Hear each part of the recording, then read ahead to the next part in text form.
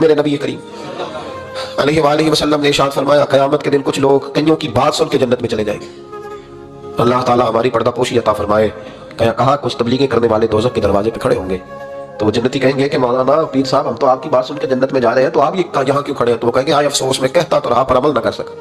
میں عمل ہے اس سے مراد صرف ممبر میں بیٹھنے والا مولوی نہیں, اس سے ہر وہ شخص مراد ہے جو نصیحتیں تو بڑی کرتا ہے لیکن خود عمل ہے وہ بہت بڑا الفاظ کا ذخیرہ رکھتا ہے پر عمل کے لیے 2 سجدے بھی صحیح طریقے سے دے سکتا, پھر وہ استغفار کرے, پھر وہ اللہ کی بارگاہ میں معافی مانگے, پھر وہ توبہ کرے. اس لیے کہ جو جتنا بڑا ہوتا تھا نا اس پہ خشیت بھی اتنی زیادہ طاری ہوتی, اس پر خشیت بھی اتنی جتنا. حضرت عمر فاروق رضی اللہ تعالیٰ عنہ کو زخم لگ گیا, شدید زخم لگا, آپ بڑی زیادہ خون بہ گیا ہے, بہت سارے صحابہ آپ کے گرد جمع ہو گئے, حضرت عبداللہ ابن مسعود بھی آ گئے تو جناب عمر ہونے لگ گئے. اب تو رونا آتا ہی نہیں لوگوں.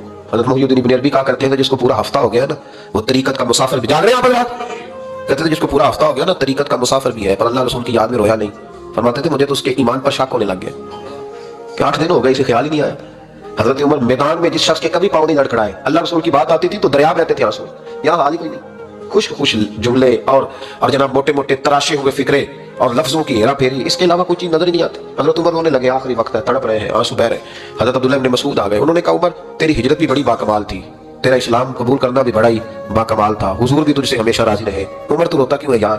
بات تو یہ ہے کہ جب تو نے خلافت سنبھالی تو پھر تیرے طریقے بھی باکمال ہی تھے, اور جب تو میدان میں اترتا تھا پھر بھی تیرے معاملات باکمال تھے, اور جب تو مال غنیمت بانٹتا تھا پھر بھی تو باکمال. یار ہر موقع پہ تو باکمال تھا تو جاتے دفعہ روتا کیوں ہے؟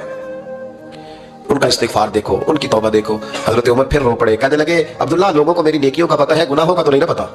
وہ تو میں جانتا ہوں یا میرا مالک جانتا ہے نا, نیکیاں تو سب کے سامنے, پر من دانم جو اندر چھپے ہوئے گناہوں کے ڈھیر ہیں وہ تو میں جانتا ہوں.